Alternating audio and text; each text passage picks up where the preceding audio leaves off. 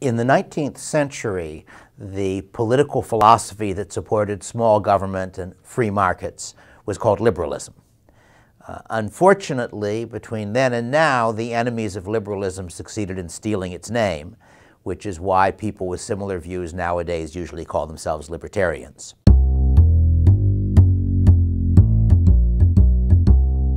The classical liberal, the 19th century liberal position was that the function of government was to do a few things that couldn't be done by individuals on the private market by voluntary association. And those were traditionally listed as police, courts, and national defense. And I got interested, I suppose when I was in my late teens, in whether you could push the idea of free markets and voluntary association even farther than that. Whether it would be possible to have a society which was organized by private property, trade, voluntary exchange, that set of ideas, but in which there was no government, in which all of the useful things government does, because government does some useful as well as some useless things, were done in other ways.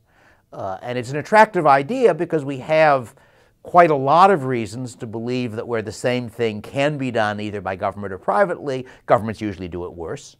And government doing things usually involves greater restrictions on individual freedom, because when the government offers you a deal, you don't get to turn it down, whereas when someone in the private market offers you a deal, you do. So it seemed to me interesting to figure out whether you could construct a plausible set of institutions in which the basic police, courts, defense functions were being done privately instead. I started writing about the subject and eventually wrote my first book, Machinery of Freedom, which was published now almost 40 years ago.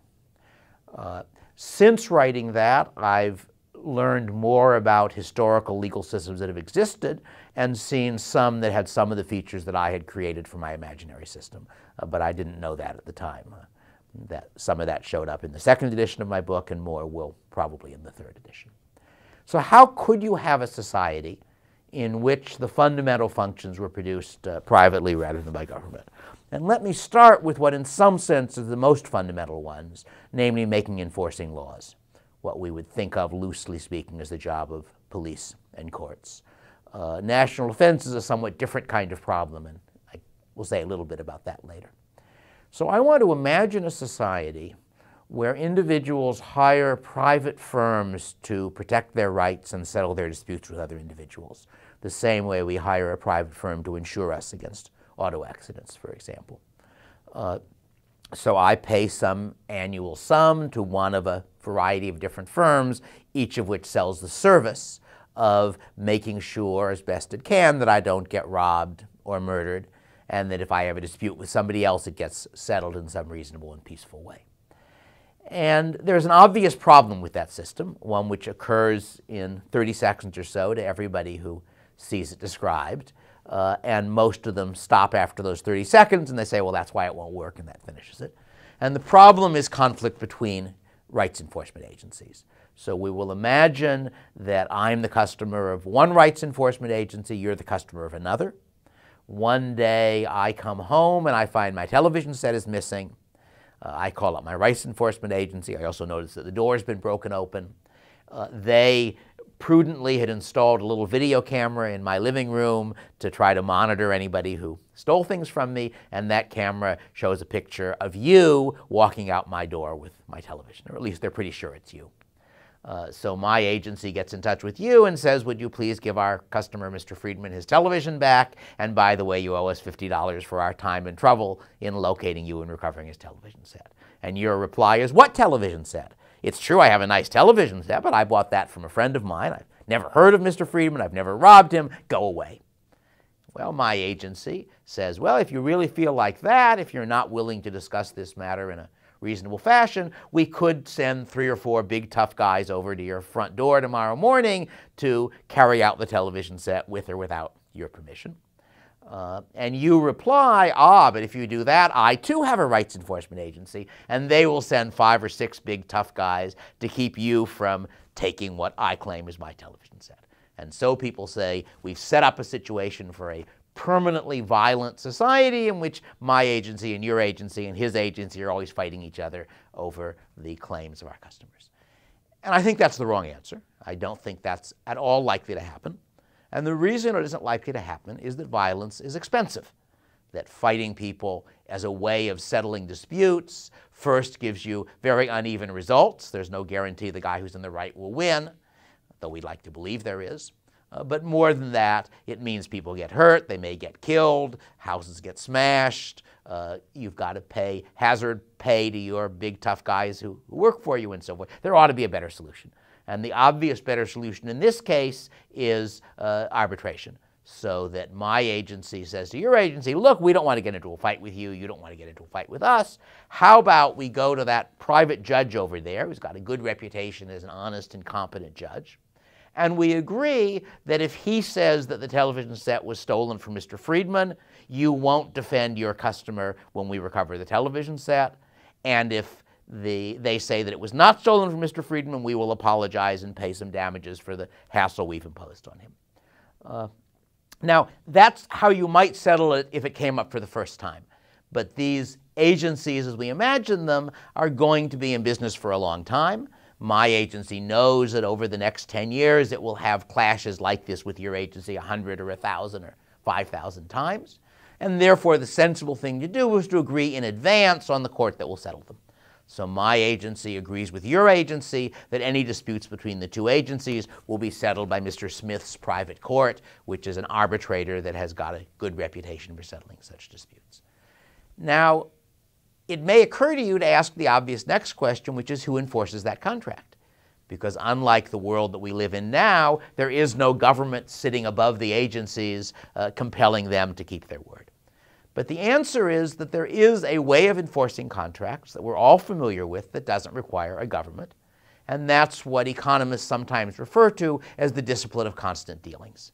If you and I are going to be interacting for a long time, many times over, each of us knows that if he breaks his word this time, the other one isn't going to trust him next time. That's the end of a profitable relationship. Therefore, it is prudent in that kind of a repeat relationship to try to maintain your reputation by actually doing what you say you're going to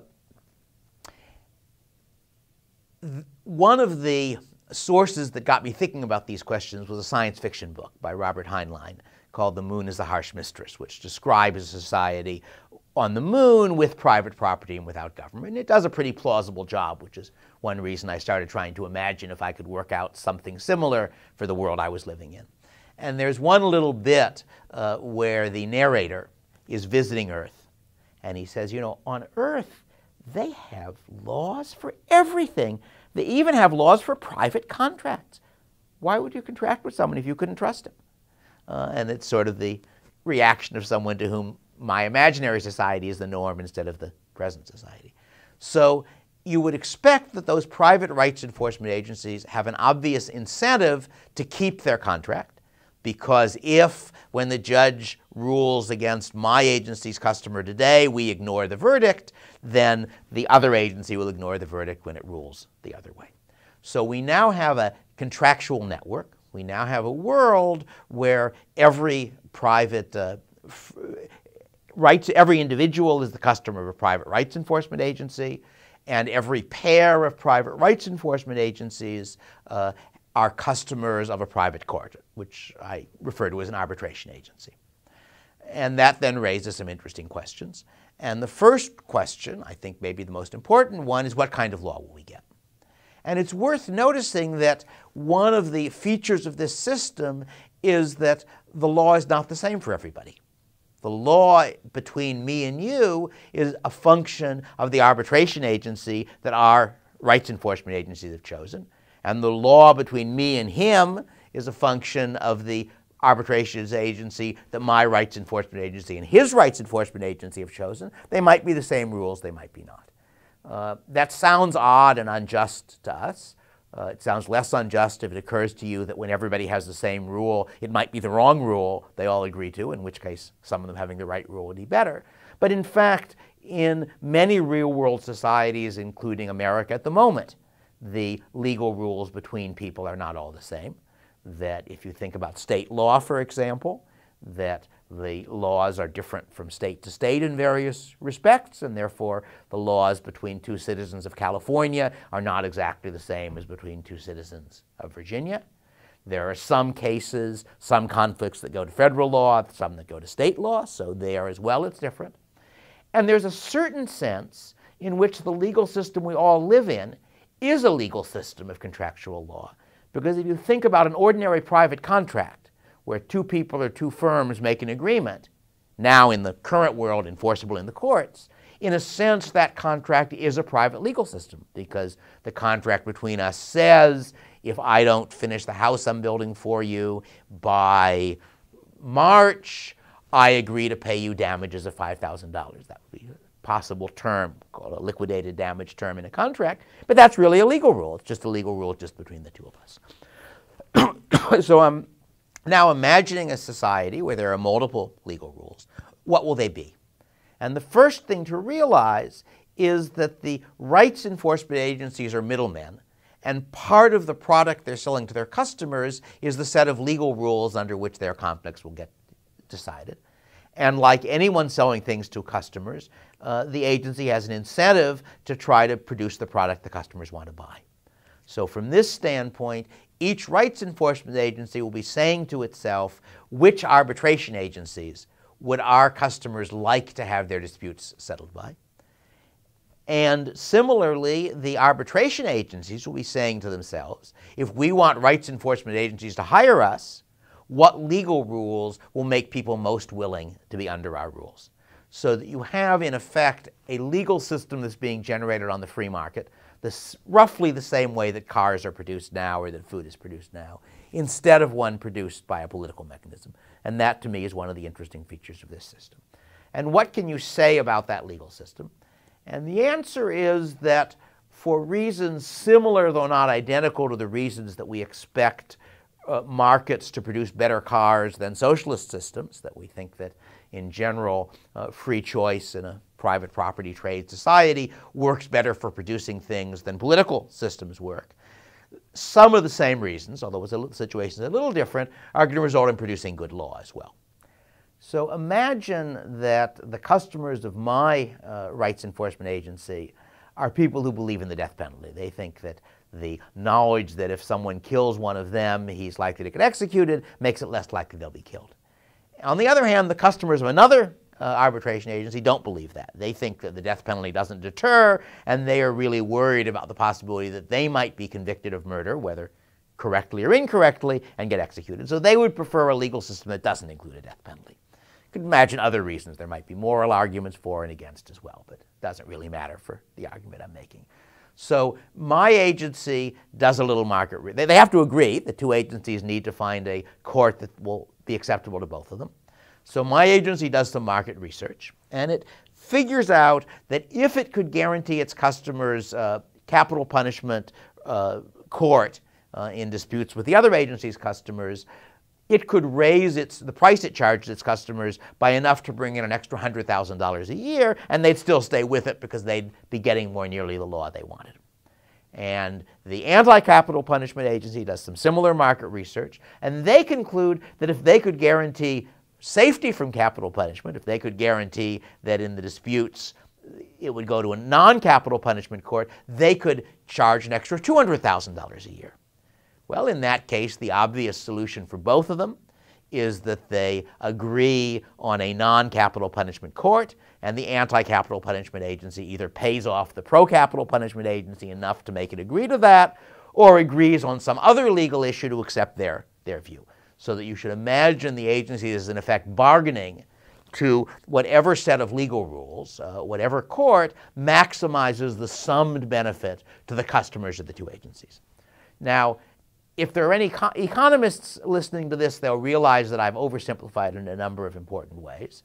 And if they're sufficiently curious, I think Cato has, hopefully by now, up a recording of a talk I gave on the market for law where I went into some of the finer points on this. Or if you go to my web page, you can find one of the things there that discusses it. But for at least a first approximation, I think it's fair to say that what I've described as a market where it's in the interest of the private courts to try to design an optimal legal system, a set of legal rules people want to live under, and it's in the interest of the rights enforcement agencies to then agree on those optimal rules.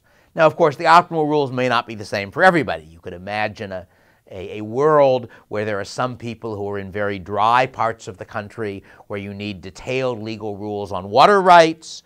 There are other people in much more favored parts of the country where elaborate rules about who can draw water out of a river when make no sense, so you might end up with more than one legal system. But each of those legal systems would be more or less tailored by design to serve the welfare of the people who are its customers, so to speak. Now, you might answer, wait a minute, this is no improvement of what we now have, because after all, our legal system at present is made by the legislature. Actually, some of it's made by judges, but a lot of it is made by the legislature. Congressmen want to get reelected, so therefore congressmen have got to try to vote for the laws that people like, so how is this market system any better? And there are a number of answers, and the first answer is what economists call rational ignorance, that you as an individual voter, in order to control your congressman, in order to make it in his interest to vote for the laws that benefit you, you require two pieces of information. You have to know what laws are in your interest, and you have to know what your congressman is doing. You have no reason to know either of those things in the present system, because if you do a little mental arithmetic, you work out that the chance that your vote will determine who wins the next congressional election is maybe 1 in 10,000 or 1 in 100,000. The chance that your vote will determine who wins the next presidential election is maybe 1 in a million, 1 in 10 million, somewhere around that. In a large population democracy, each individual knows his vote has almost no chance of affecting outcomes. So why should you spend a lot of time and effort watching what your congressman is doing, figuring out how he voted, why he voted, what the bills he voted on would do, when that information is of no use to you? Similarly, why should you spend a lot of time and effort figuring out what the ideal legal system is when, having figured it out, you have no control over what legal system you're under? So one reason why you would expect the market method for producing law to work better than the government method is one of the reasons you expect markets to do better at producing food and automobiles and lots of other things than the government does. Because on the market, since your choice affects what you get, you can say, all right, this rights enforcement agency mostly contracts with Court A, that one mostly contracts with Court B. Court B has better laws, so I'll switch to the one that contracts with Court B. So just as in an ordinary market, you have a good deal of control over your outcomes. You don't have perfect control because the agencies have got to get agreement with each other, so not all the options are going to be on the table. But at least your choice has a substantial effect on what law you're under, whereas in the political system, your choice of who to vote for has very close to zero effect on what law you're going to be under. So you have a reason to pay attention in the market context and not in the political, just as for other goods and services. Furthermore, the information about what works is much easier to get in the market system because you actually get to observe the alternatives. And I'm thinking now less about what the legal rules are than about how good a job the different agencies do of enforcing them. So if you think about the political context, we are never going to be able to compare the Obama administration of 2008 to 2012 with the McCain administration of 2008 to 2012, because only one of them got elected. So it is very hard. I don't think Obama is doing a very good job, but that depends on my guesses about what would have happened if he had done other things, which we have no way of knowing. That, Obama said, I'm going to have this big stimulus, it's going to get unemployment down substantially. He said by how much, didn't happen. But of course, Obama's defenders can argue, they might even be right, without the stimulus, things would have been even worse. Therefore, we should be grateful to him, even though he was too optimistic about how it would turn out, he did the right things. And there's no easy way. You can consult different economists, and you can find, one Nobel-winning economist who says Obama did the right thing and one who says he did the wrong thing. Hard to form an opinion on that. On the other hand, imagine that the question is which agency shows up faster when you report that you've been robbed. Well, I'm a customer of agency A, you're a customer of agency B. We can compare notes, assuming that both of us have been so unlucky as to be robbed, or we can observe other features of what they did, and we can see whether on the whole A does a better or worse job than B. So in that sense, we don't have perfect information. Humans never have perfect information. But we're in a much better position to choose among the bundle of rights and rights enforcements, legal rules and the equivalent of police protection provided by one agency and another, than we are to choose among the promises of politicians, which is all we really get to vote on. So that's another reason why you would expect that the system I'm describing would be more likely to produce good law than the system we now live under. And at least my view is that there's lots of evidence that the system we now live under produces pretty bad law in many ways. Now, another response you sometimes get from people is, wait a minute, how is this going to work for criminals? Won't the criminals just form their own rights enforcement agency and insist on laws in which murder is legal and robbery is legal and so forth? And I think there are two answers to that. The simplest but perhaps less important answer is very few criminals would really want to live under those laws either. Because after all, if we have a system where it's legal to murder people, that not only means it's legal for me to murder you, it also means it's legal for you to murder me, and that doesn't sound like such a great deal, and similarly for robbery. But even if the murderer said, I'm much better at killing than other people, so I want a rule that allows murder, he's not going to get it. Because in order to get that, he has to persuade the victim's rights enforcement agency to agree to a court that allows murder. And if you go back to my discussion of capital punishment, it's pretty easy to see that almost all of the time, the value to one person of being able to violate someone else's rights is much less than the value to the victim of not having his rights violated. That the hitman might get paid $10,000 for a contract to kill me, I would be delighted to pay much more than $10,000 to have some assurance that people won't murder me. And again, this is a fairly brief talk, so I can't go into a lot of detail, but I think it's pretty clear that if the criminals really decide to try to form their own agency, that agency will be unable to get contracts on its terms with any other agency. The criminals are vastly outnumbered by the potential victims.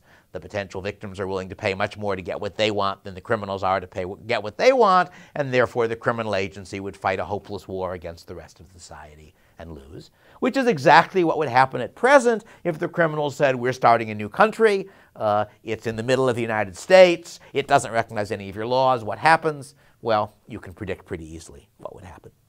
So I don't think that's a serious argument. In fact, you would expect a good deal less crime and a good deal less of a problem of crime in the society I'm describing, not only because private firms usually do things better than governments do, but also because a fair amount of our present crime is created by government. That is to say, the government makes it illegal for people to do things that they want to do and that harm no one else. I'm thinking in particular of the war on drugs, but there are other examples of that. When you make things illegal people want to do, the result is some people do them and you have a large number of people in prison. The U.S. has an extraordinarily high imprisonment rate. Almost 1% of the population is imprisoned at any one time, which is higher than any other developed country, perhaps any other country at all. And that's largely a result of having made laws against victimless crimes and then having arrested people for breaking those laws. So I've tried to sketch out very briefly how one could have a society functioning in which there was no government but were institutions of private property, and in which people's rights in fact got protected, and in which conflicts between people were normally settled peacefully. Since I wrote the book, I've learned a good deal more about historical legal systems. The book I'm currently working on is a book on legal systems very different from ours, which looks at a very wide range of them. And one of the things I discovered doing that is that what we think of as the normal model, where law is enforced by professional policemen, is actually not all that common historically. It's common at the moment. But even if you take something as recent as 18th century England, which I wrote one article about, 18th century England, there were no police. The English police force was invented in London by Robert Peel somewhere around 1820 or 1830. Nonetheless, laws got enforced. There were also essentially no public prosecutors except for offenses that were really against the state, like robbing the treasury or something. And that was a system in which it was, legally speaking, any Englishman could prosecute any crime. And it had, in practice, it usually meant that the victim of a crime took responsibility for finding out who did it and getting him convicted. And that may sound odd to you, but of course half of our legal system works that way too. Because in the US we have two legal systems. One of them is called criminal law and one of them is called tort law, which do roughly the same thing. They impose costs on people who do bad things to other people. One of them, you call the cops and the police investigate and arrest somebody. One of them, you call a lawyer and you sue somebody. If people are interested, they can find in my book, Law's Order, a chapter discussing the question of whether it makes sense to have both of those systems. Or if they go off my webpage, they can find some recordings of talks where I discuss what a modern system might look like if it was all tort law and no criminal law, so that everything was privately prosecuted. But my more general point is that the simple model of government police enforcing law is only one of the many ways in which real societies have enforced law. There is no modern society that fits my imaginary description, but there are historical societies that have substantial elements of it. And if you go on my webpage, the book I'm currently writing, you can read the drafts of the chapters. It's not all about that. The book is not really on that subject. It's on the purpose of the book is to try to learn more about the ways that legal systems can work. But some of the legal systems are actually ones in which the enforcement of rights is done in some more or less private and decentralized mechanism rather than by having a government that makes and enforces law. I've neglected so far the third of the standard functions of government as imagined by people who don't like very much government, and that's national defense, where national defense really means defending against foreign nations that might want to conquer you. And national defense is a problem for my system, and for all systems, but in particular for my system, because it's what economists call a public good. And public good to economists doesn't mean a good the government produces. Public good means a good such that the producer can't control who gets it. So if you think about a radio broadcast, for example, that, if it's over the air rather than some kind of cable system, that's a public good. Because if you broadcast it, you can't say to each separate person who's listening to it, you can't get to listen to it unless you pay me. All right? And so a public good then raises the problem of how do you pay for getting it produced. We would like a society where anything which is worth more to the people who get it than it costs to produce gets produced. That's sort of a simple definition of economic efficiency. But in the case of a public good, it's hard to do that. An ordinary private good, if I produce it, I sell it to customers. The amount they're willing to pay is a measure of what it's worth to them. If they're willing to pay more than it costs me to produce it, I make a profit. So therefore, things worth producing tend to get produced. Again, I'm oversimplifying a little because this is an interview and not a semester of price theory at a university. But roughly speaking, the ordinary market system produces things worth producing. But in the case of a public good, when I put out that radio broadcast, since you can hear it whether or not you pay for it, there's a real problem in my raising the money to pay the cost of producing it. That problem in the case of radio broadcasts was solved by the clever idea of producing two public goods, one of which has a positive cost and positive value called a radio program, one with a negative cost and negative value called an advertisement. It has a negative cost to the broadcaster because he gets paid for putting on ads. Tie the two public goods tightly together, give away the bundle, and you can make money. And that's how we actually do produce radio and television. But each case of a public good, in some sense, requires its own ingenious solution. Unlike ordinary market goods, you don't have a presumption that if it's worth producing, it'll get produced. Well, national defense is a public good because there isn't a way that I can keep the Mexicans from invading America and hurting me, without also keeping them from invading America and hurting you. So that's the case where if we produce national defense at all, we produce it for a whole lot of people, and we can't control which one gets it. That's the problem. In my book, I have a chapter which is National Defense, the Hard Problem, because whereas I would argue at least that police and courts, even though they look like something that can't be produced privately, in fact, it's pretty straightforward to do it. In the case of national defense, you can imagine a number of imperfect ways of doing it. One of them is charity. That may sound silly, but if you think about how national defense is really produced, it's quite common when there's a war on that people will volunteer even if there's no draft, and even though Army doesn't pay very much, that's really a form of charity. They're saying, I value defending my country and I'm willing to put my life on the line to do it. When there's a war on, people are often willing to buy war bonds, even though they don't give a very good return on your investment because they want to finance the war. At various times, they donate. When you have something like the beginning of World War II in England, people donate their firearms to arm the defense forces because they don't want the Germans to invade England. You can think of quite a lot of cases where a good deal of that is provided. And you can imagine a variety of other sort of private voluntary methods by which it is possible to get some resources for national defense even without a government. And then the question is, are there going to be enough? And that really, in my view, depends on how powerful and how aggressive the potential enemies are. So that when I originally wrote The Machinery of Freedom, which was about 1970, the Soviet Union was still in business. It was a fairly powerful, although less powerful than it appeared, state. It had a nuclear arsenal, and it at least said that it wanted to conquer the world, more or less. And I was somewhat unsure whether in that world you could get enough resources. On the other hand, defending ourselves from Canada and Mexico is not a really big project, especially since neither of them shows any evidence of wanting to conquer us, and if they wanted to, we're a great deal richer than either of them is. So from that standpoint, I think it very likely that if what is now America was turned into a market anarchist, what we sometimes call an anarcho-capitalist society, the sort of society which is anarchist in the sense there's no government, but not in the sense of being chaotic, a society which is an orderly, private property, lawful society, but one in which private arrangements rather than government keep it that way. If it was that kind of a society, I think we would have very little difficulty defending ourselves from the actual neighbors that are sitting on our frontier. And I think that if you look at the actual history of U.S. conflicts since the Soviet fell, they do not involve conflicts with people who were ever a serious threat to us. That it is true that something like 9/11 killed several thousand people, but by the standards of international conflict, that's a very, very, very small conflict. I remember doing some calculations at the time of the first Iraq War, adding up the GNP of the countries on the two sides of that war. And measured by economic resources, the first Iraq War, the odds were just about 100 to 1. All right, that's not a serious threat to the 100, so to speak.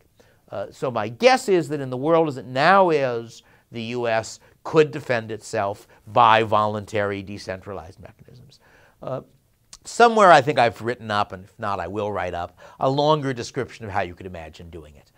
And I imagine things like the open source movement for producing software, which is a sort of a non-price way of producing what's in effect a public good, namely software that anybody can use. It's not copyrighted. As one model for how you might organize a volunteer military in order to defend a society without government. There's actually a short story by Rudyard Kipling, who's one of my favorite authors, which is called Army of a Dream, where he's imagining an England where instead of people playing cricket and football, they do military maneuvers, where that's sort of the fashionable sport to play warfare, but play warfare on a full scale. I know people who spend time and effort fighting with swords and shields. They're in the Society for Creative Anachronism. There are a whole lot more people who do it with paintball.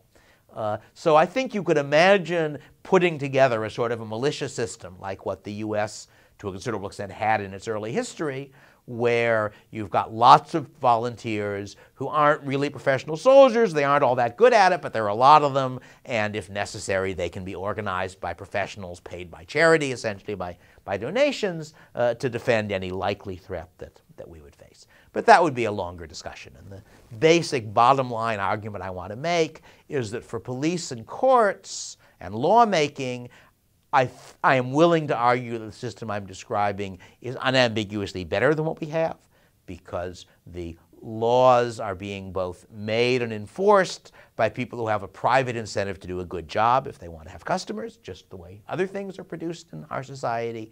That for national defense, we really have a choice of bad solutions.